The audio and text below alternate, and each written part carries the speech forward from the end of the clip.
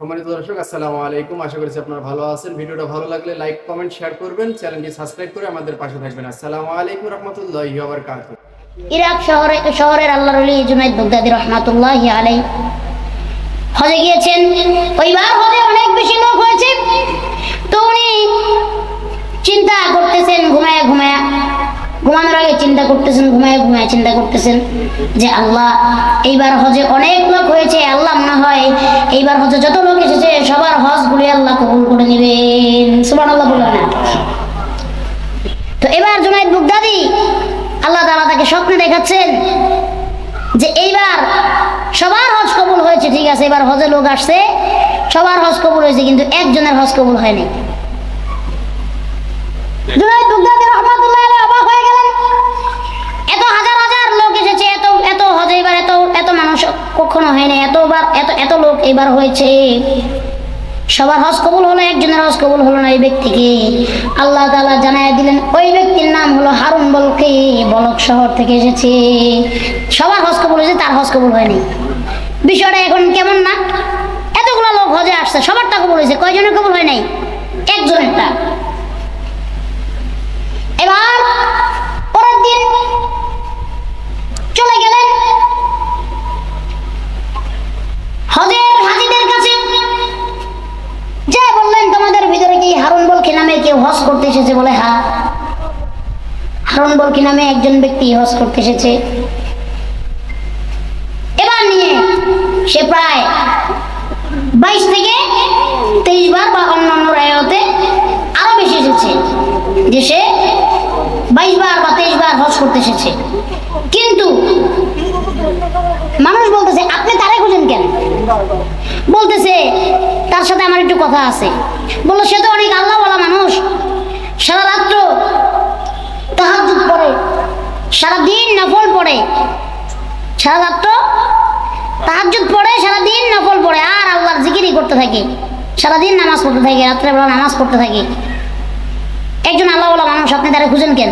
এইবার তো জুনাইদ বাগদাদী রাহমাতুল্লাহি আলাইহি আরো অবাক হয়ে গেলেন, কি রে, এই ব্যক্তি সারা রাত তাহাজ্জুদ পড়ে, দিনের বেলা নফল নামাজ পড়ে, আল্লাহ সবার হজ কবুল করছে, এই লোকের হজ আল্লাহ কবুল করলো না কেন? শুধু তাই নয়, লোকগুলো আরো বলতে লাগলেন, সে অনেক সম্পদওয়ালা ব্যক্তি ছিলেন, আল্লাহর রাস্তায় সব কিছু তিনি দান করে দিয়েছেন, এখন সারা রাত তাহাজ্জুদ পড়ে, দিনের বেলা নফল পড়ে, আর সারা দিন আল্লাহর জিকির করে, আপনি তারে খুঁজেন কেন? তখন জুনাইদ বাগদাদী রাহমাতুল্লাহি আলাইহি বলতেছেন যে তার সাথে আমার একটু কথা আছে, সে এখন কোথায়? মালিক ইবনে দিনার রাহমাতুল্লাহি আলাইহি বলতেছেন, তার সাথে আমার কথা আছে, সে এখন কোথায়? বলতেছে, তাকে আপনি পাহাড়ের উপরে যান, সে তার খাইমা লাগায় বসে আছে, তাঁবুটা নিয়ে বসে আছে, ওইখানে তাকে পাবেন। এবার নিয়ে এসে এতবার হজে এসেছে, এবার মনে মনে চিন্তা করে 23টা হজ করেছে, 24 নম্বর হজ আল্লাহ পাক রব্বুল আলামিন কবুল করেন নাই। যাই এবার তার সামনে যখন গেলেন, যাই দেখলেন সে নামাজরত অবস্থায় আছেন, নামাজ শেষ হলো, ভালো করে লক্ষ্য করলেন, এবার তাকে সালাম দিলেন, বললেন, আসসালামু আলাইকুম, আপনার নাম কি হারুন বলকি? বলে, হ্যাঁ আমার নাম হারুন বলকি, আপনার নাম কি মালিক ইবনে দিনার? সুবহানাল্লাহ বললেন না? বলে, আমি তার নাম হারুন বলকি এটা জানি, আল্লাহ আমার স্বপ্নে জানিয়েছেন, যে আমার নাম মালিক ইবনে দিনার সে কেমনে জানলো? এবার সে অবাক হয়ে গেল, আপনি আমার নাম কিভাবে জানলেন? বলে, আমি আপনার নাম জানি, তার কিছু কারণ আছে, আমি এইবার নিয়ে 24 বার হজ করতে এসেছি, আগে 23 বার করেছি, এবার 24 নাম্বার হজ।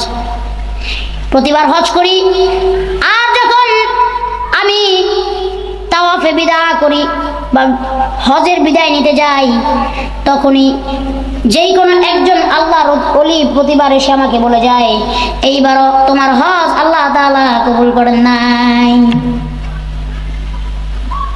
আমি যখন প্রত্যেকবার কি করি, সবার থেকে বিদায় নেই, আল্লাহর ঘর তাওয়াফ করি, আল্লাহর ঘরে আমি চুমু খাই, আমি নফল পড়ি, আমি যখন বিদায় নেই প্রত্যেকবার তাওয়াফে বিদা করার সময় আমাকে কোনো এক আল্লাহর ওলি এসে বলে যায়, তোমার হজ এইবারও কবুল হয় নাই। মালিক ইবনে দিনার রাহমাতুল্লাহি আলাইহি জিজ্ঞেস করলেন, এর কারণ কি? বললেন, কারণ জানতে চাই বলে না, আপনি বলেন। মালিক ইবনে দিনার রহমতুল্লাহ আলাইহি লক্ষ্য করলেন তার একটা হাতও নাই। এবার বলতে লাগলেন, আমি বড় সম্পদওয়ালা লোক ছিলাম, সব সম্পদ আল্লাহর রাস্তায় দান করে দিয়েছি। আমার অনেক কিছু ছিল প্রতিপত্তি, সব আমি আল্লাহর রাস্তায় দিয়ে দিয়েছি। আমার একটা গুনাহের জন্য আমি আল্লাহর কাছে আজও অনুতপ্ত। বলে কি গুনাহ? রমজান মাস ছিল, আমি রোজাও রাখি নাই, মদ খেয়ে এসেছি। এসে আমার মাকে বলেছি আমার খিদা লাগছে, আমার খাবার দাও। আমার মা চোলার ভিতর রুটি বানাচ্ছিল, আর আমাকে বলতে লাগলো, একটু তো শরম কর, সারাদিন রোজাও তুমি রাখো না, আবার মদ খেয়ে এসে আমার থেকে রুটি চাও, তোমাকে কোনো খাবার দেওয়া হবে না। আমি মদ খাওয়া অবস্থায় ছিলাম, অচেতন ছিলাম, আমার রাগ উঠে গেল। আমার মাকে আমি একটা থাপ্পড় দিয়েছি, আমার মা ওই জ্বলন্ত চুলার আগুনের ভিতরে পড়ে গিয়েছে। আমার মা আগুনের ভিতরে পড়ে গিয়ে ছটফট করতে লাগলো। সবাই মিলে আমাকে ধরে বেঁধে একটা ঘরের ভিতরে আটকে রাখলো। আমার পরের দিন যখন ঘুম ভেঙেছে, ঘুমের থেকে আমি উঠে দেখি আমার বিবি ব্যাগ গুছাচ্ছে, আমার বিবি সব জামা কাপড় গুছিয়ে নিচ্ছে। বিবিকে জিজ্ঞেস করলাম কোথায় যাও? বিবি বলে যেই সন্তানের হাতে তার মা খুন হয়, ওই সন্তানের সাথে, ওই স্বামীর সাথে আমি ঘর করতে চাই না। বলে কি? আমার মা মারা গেছে? বলে হ্যাঁ, তুমি যখন কালকে মদ্যপান অবস্থায় তোমার মাকে তুমি থাপ্পড় মেরেছো, তোমার মা ওই চুলার আগুনের ভিতরে পড়ে তোমার মা মৃত্যুবরণ করেছে। বলো তোমরা আমার মাকে মাটি দিলে, আমাকে একবার ডাকো দিলে না? বলে তোমার মা মরার সময় বলে গেছে এই সন্তান যেন আমার কবরে মাটি পর্যন্ত না দেয়, আর আমার জানাজায় যেন না দাঁড়ায়। এমন স্বামীর সাথে আমি সংসার করবো না যে ছেলের হাতে তার মা খুন হয়। বিবি এবার চলে গেলেন। মা এবার হারুন বলছি তার ঘর থেকে বের হয়ে কাঠ কাটার কোঠারি নিয়ে যেই হাত দিয়ে তার মার গায়ে হাত তুলেছে, নিজের হাত নিজে কোপ দিয়ে দ্বিখণ্ডিত করে ফেলেছে। নিজের সব অর্থ সম্পদ, সব প্রতিপত্তি সব দান করে দিয়েছে। সারা রাত তাহাজ্জুদ পড়ে, দিনের বেলা নফল পড়ে 24 বার এইবার নিয়ে হজ করে। আল্লাহর কাবা ঘরে চুমু দেয়, হাজরে আসওয়াদে চুমু দেয়, কিন্তু প্রত্যেকবারই এক আল্লাহর ওলি এসে বলে যায় তোমার হজ কবুল হয় নাই। এই কারণে আমার হজ কোনোবারই কবুল হয় নাই, কারণ আমি আমার মাকে মেরে ফেলেছি। মালিক ইবনে দিনার এই কথা শোনার পর অনেক রাগান্বিত হয়ে গেলেন এবং তাকে লানত করতে লাগলেন। এবার মালিক ইবনে দিনার রাহমাতুল্লাহি আলাইহি অনেক রাগ করলেন আর বললেন, এইবার কেন? তুমি যদি আরো 100 বার হজ করো আল্লাহ তোমার হজ কবুল করবে না, তুমি জাহান্নামে যাওয়ার জন্য প্রস্তুত হও। এই কথা বলে উনি চলে আসলেন। এবার যখন উনি আবার ঘুমিয়ে গেলেন, এবার উনি স্বপ্ন দেখতেছেন আল্লাহ তাআলা মালিক ইবনে দিনার রাহমাতুল্লাহি আলাইহিকে বলতেছেন, মালিক ইবনে দিনার তুমি কেন হারুন বলখিকে কষ্ট দিলা? কেন তুমি তাকে বললা যে সে জাহান্নামে যাবে? মালিক ইবনে দিনার বলেন, আল্লাহ গো, যেই ব্যক্তির হাতে তার মা খুন হয়, যে সন্তানের হাতে, ওই সন্তান কিভাবে মুক্তি পাবে?